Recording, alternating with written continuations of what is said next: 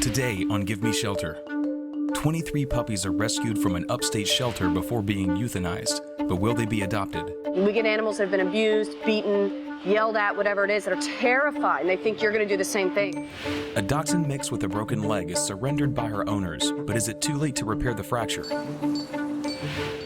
After a dog's owner passes away, Pet Helper staff notices a potential chronic injury that could make him unadoptable. It is a very large dog. I don't want him to inappropriately be placed with somebody who doesn't realize what their obligation is.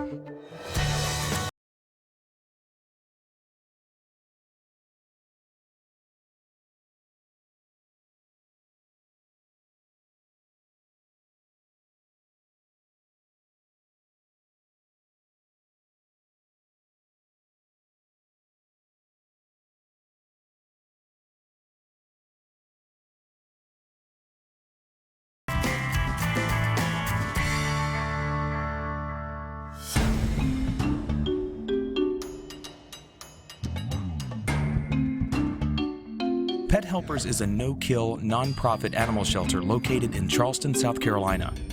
Since it was founded in 1976, Pet Helper staff and volunteers have saved thousands of cats, dogs, and other animals. Saving animals is almost always a team effort, full of setbacks, disagreements, drama, and triumphs. Thank you so much for calling. Okay, bye. Kristen. We got an emergency phone call from the shelter. It's in Chesterfield, South Carolina, and they're pretty much just an animal control facility. They got inundated with all these puppies, so they called me and said, hey, is there any way you can help us out with 23 puppies? Currently, a lot of these other shelters just can't drive enough people into their shelter to adopt, so they really are desperate. And rather than humanely euthanize, they called us and said, we don't want to have to euthanize these healthy puppies. Can you help us? We told the shelter we'd take them, and they brought them to us the next day in crates in the back of a pickup. We had to medically assess every one of the puppies. They were lethargic, a lot of them were malnourished, a lot of them were wormy. Remarkably, after just a couple days, all 23 puppies were vaccinated, microchipped, spayed or neutered, and put up for adoption. We were founded based on the idea that there was, simply unacceptable levels of euthanasia in our community, and to this day, we continue to try to, save animals' lives. Because we are a limited admission shelter, we do not euthanize animals for space. We take care of them for the duration of their life if they do not get adopted. It's these puppies that are so cute and adorable and adoptable that we're going to be euthanized. If we don't find them homes quickly, we aren't able to take in more puppies if they call us. I've got to turn around and make sure that we get people in the door, that we educate them on responsible pet ownership, and that these animals go out to good homes. And then I want to turn around and say, all right, let's do it again. The animals that come to us, we don't know what they've been through, so being a voice for these guys is really, really important. Although the puppies have been saved from euthanasia, it will take a lot of hard work to make sure all 23 of them are placed into good homes.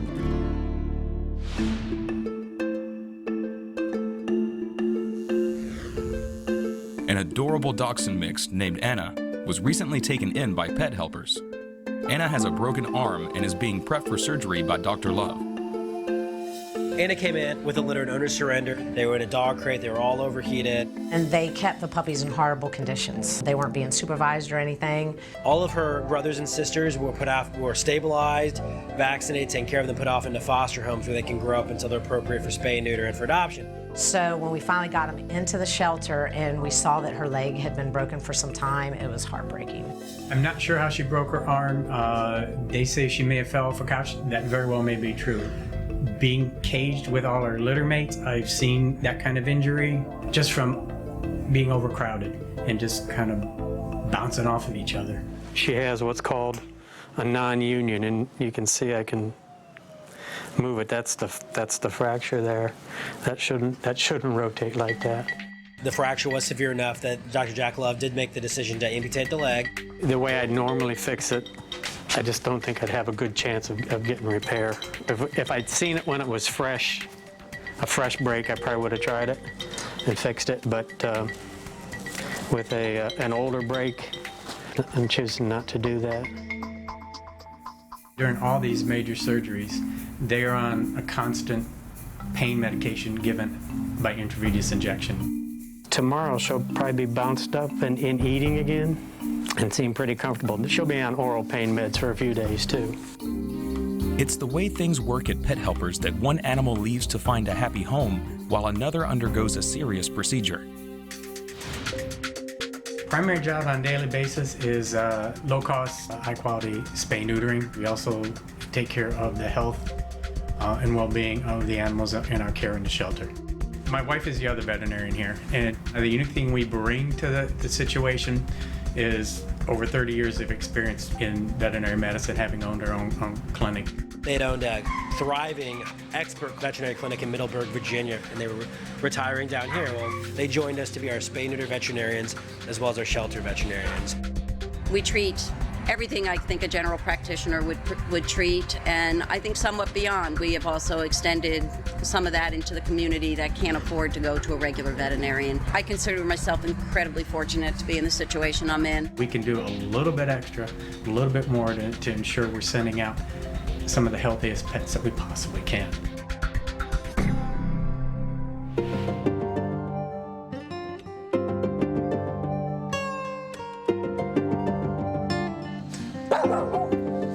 Pet Helpers has just taken in a 7-year-old Presa Canario named Jake. His owner recently passed away and no one was able to care for him.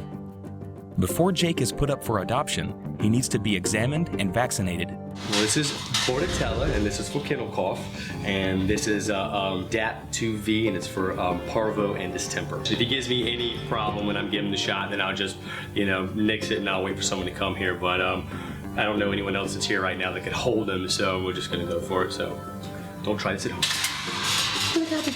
Hey, Jim. Animal Welfare Associate's basically my title. Pretty much come in and make sure all the dogs have been out, fed, daily medications, walked. Actually, Jason started out as a volunteer like I did. We both came in and we fell in love with this place. We got addicted to the animals. Obviously not what I went to school for. I went to school for art, but I love animals so much, it's more rewarding. Are you even gonna notice that I'm here? Are you even gonna notice that I'm here? Huh? Huh? Oh, you got tight skin. Oh, good boy. We're willing to give hard cases a chance. I love the roughnecks, so when they come in and they're a little bit rough around the edges, I rush right in and play with them. This is the one you won't like that much. It's in the nose.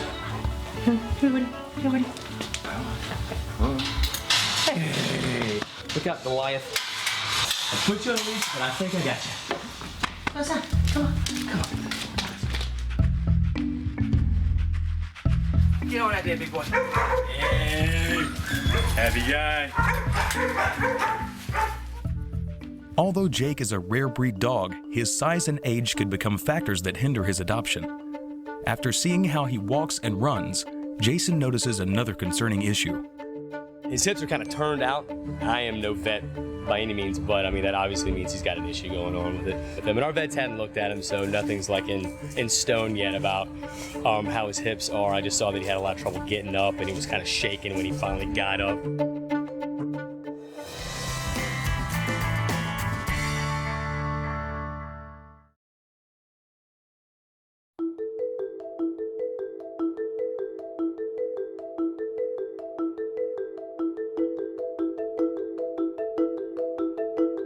Now that Anna is fully anesthetized, Dr. Love will begin the necessary leg amputation. A lot of our patients are 8 weeks or younger even when we do surgery. Although the risks involved in this surgery are minimal, maintaining and monitoring a safe anesthetic level can be the differences between life and death.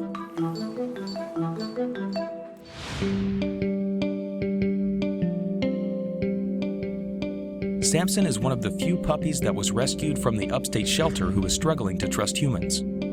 He has been wary of any interaction with Pet Helper staff, and that can deter him from finding a good home if he is unwilling to come close to potential adopters. I am very concerned about Samson. He's a very, very shy dog. The staff has spent some quality time with him. However, we just don't feel that we're getting through to him. So it is frustrating, and we're very concerned that we're not going to be able to find him a home. A lot of puppies come to us at the age of 3 or 4 months, and they're not socialized. They're afraid of people. They're not mean towards people, they're afraid of them. We get animals that have been abused, beaten, yelled at, whatever it is, that are terrified, and they think you're gonna do the same thing. Most of the time, you can work with an animal to pull them out of their shell and teach them that humans can be trusted. So part of what we do at Pet Helpers is we really try to put them into play groups. We get volunteers in their cage to touch them, to feel them. We may keep them as long as it takes to find them a home, but the goal is not for them to live here. The goal is for them to get into a good home and live a long life in that home.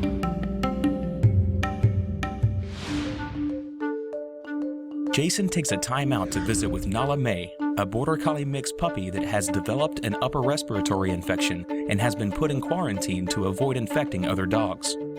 This is Nala May, and she came in about 2 weeks ago. I believe she's right around 10 weeks. And so Nala May, unfortunately, was stuck in the puppy window when we had another dog, Longbach, who came down with an upper respiratory infection. It's not awful. It usually only lasts 10 to 14 days, but it's highly contagious. So we have to keep her separated, quarantined from everyone else. Once you've handled that dog, you're not allowed to go around and interact with any of the other dogs because you don't want to spread kennel cough. Quarantining dogs is often a hot topic between Kristen and her staff. And I get asked often, you know, what's more important here?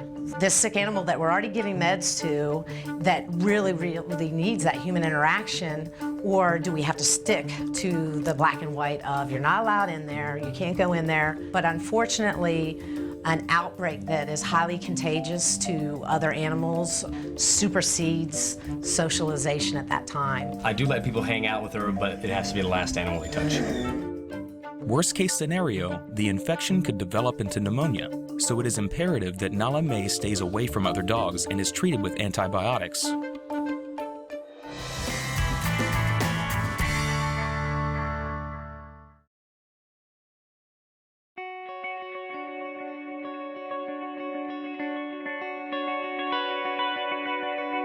Not every animal that comes to the shelter is healthy and ready for adoption. Sometimes difficult yet necessary steps must be taken to ensure a better quality of life. Dr. Love is just about finished with amputating Anna's leg, but there is always a risk she won't come out of surgery alive. My goal is that she's just going to wake up slowly and comfortably. That's partly why she's going to be on the pain drip all night. If she's in need of the care, she'll go home with me. It will take 10 to 14 days for the incision to completely heal. I've had my own animals that I've had to remove limbs from for various reasons, and they teach us a lot about dealing with pain and dealing with disability. They just say, okay, now I have 3 legs, I'll deal with it, and they do. All right, almost, sweetie.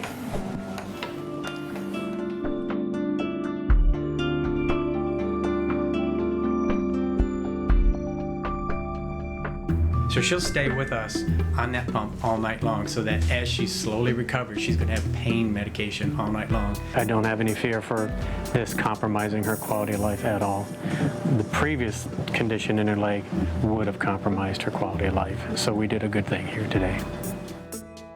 Although Anna's surgery was a success, it is still uncertain how soon she will find a permanent home.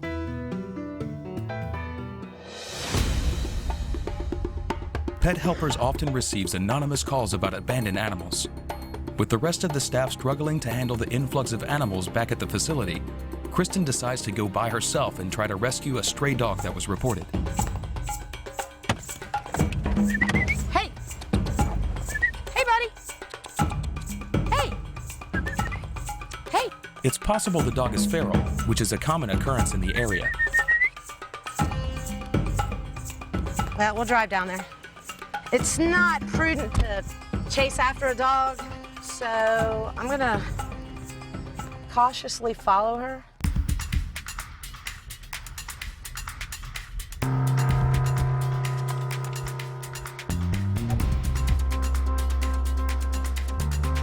Girl. You know whose dog it is? Have you seen the dog around in your neighborhood? Dog always going around. Have you guys ever been able to touch her or feed her or anything? No, I can't get close enough. Every time I try to go close enough, it starts running away. Okay. Where do you think she lives? I don't know where she lives. We all around here every time. Okay. All right. All right, well, thanks so much for your help. Appreciate it.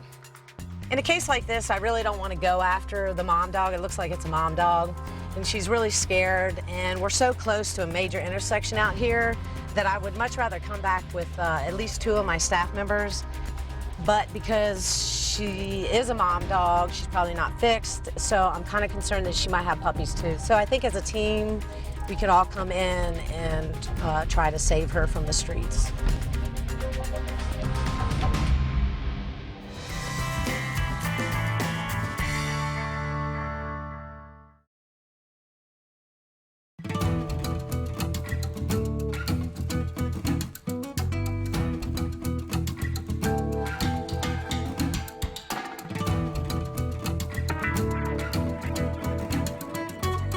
After Jason noticed a weakness in Jake's hind leg, Dr. McKim decided to examine him to see if any medical care will be required before Jake is put up for adoption. Today's the first day he's been here. He was laying down. He had trouble getting up. I almost had to pick his tail end up. Okay, do you want to just let him loose and let's just see how he runs? Let's go, buddy. Nope, not in. He's got an obvious lameness on his left rear leg. Dr. McKim suspects that Jake's lameness is either a congenital deformity or he may have had an injury as a puppy. What makes me happy is he seems very well compensated. You know, he's moving around, he's walking up to people, he's friendly. So I think that despite the fact that he has a lameness, he has a very good quality of life. Dr. McKim will take x-rays of Jake's hind leg to determine if his lameness will require additional medical care. If so, his chances of adoption could become even lower. The downfall for Jake is the fact that he's so big. He definitely is not going to be a good apartment dog. People need to be aware that they have a shorter lifespan at that age and that they need to stay up on top of the medical issues that he does have. We're going to try to get him placed into a home with somebody who is familiar with the breed. It is a very large dog and it's a very strong dog, and I don't want him to inappropriately be placed with somebody who doesn't realize what their obligation is. I hope this guy gets out of the shelter immediately. He's going to be very uncomfortable here. He needs a home, a lot of carpeted floors, hopefully a ranch house with no stairs. And the sooner they get out, the happier they become.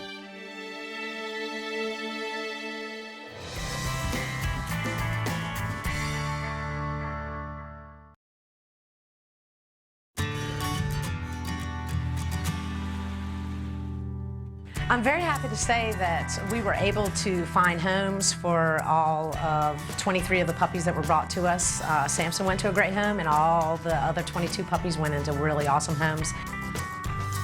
One of Scott and Deborah Seiler's dogs recently passed away, and they were looking for a new dog to fill the void for themselves and their other dog, Kaylee. Samson has become that lucky dog. I think he's just really been a great healing process for the rest of the family. He's been a very welcome addition. We're glad that we're making his life better, but he's making our lives better too. As we heard the story, we were so glad that we found him, or he found us, and he was such a right dog for Kaylee.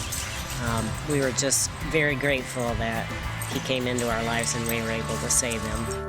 He's almost 5 months old now, and so many of those months were so mistreated that to gain his total trust is going to be a longer haul. He wouldn't come up to us at first when we first brought him home. He just sat back like in a corner, and gradually as he's gotten to trust us and to not fear us, that no harm is going to come to him, he now knows we're the source of his food and comfort and playtime, and we can walk up to him and snuggle him. With over 2 acres of fenced-in yard, a dog-friendly pool, lots of food and toys, and the comfort of a new family, Samson is living large.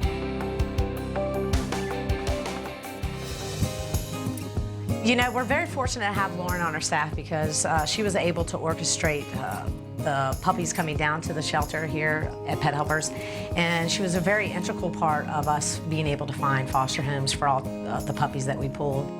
I'm selling not just wonderful animals, but the idea of happiness and goodness and giving back and creating a better community, and that's what we do here at Pet Helpers. You know, our goal is to move animals into good homes so that we can save more, and that was a great example, and we're glad we could do it. And you know, it's Again, it's a powerful reminder of why adoption is important, and don't always judge a book by its cover.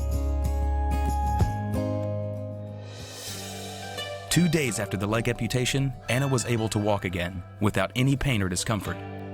She bounced back really, really, really quickly, and I think everybody here, she stole our hearts almost immediately.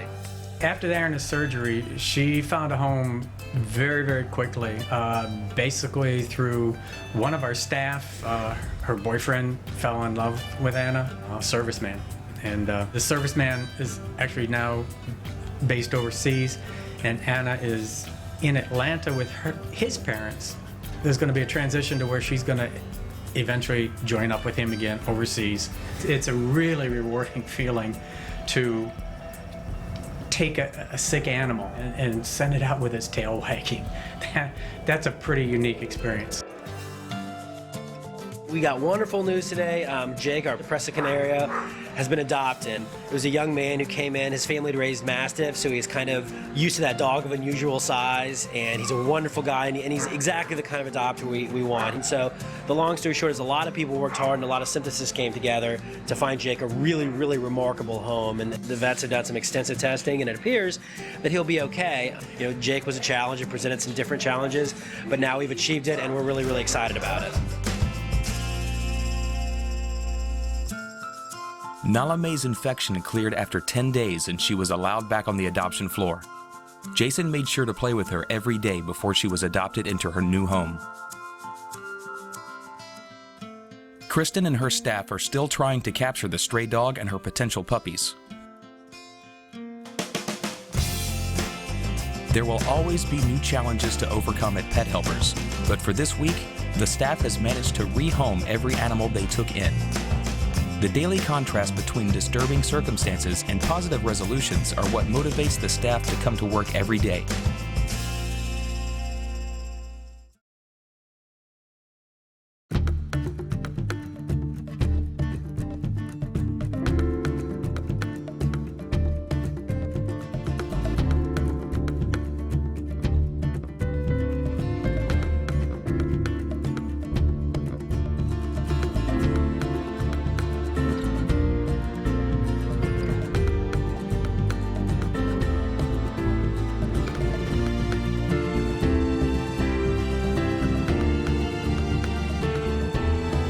If you would like to assist in animal welfare or give a new home to an abandoned animal, please contact your local animal shelter to learn how.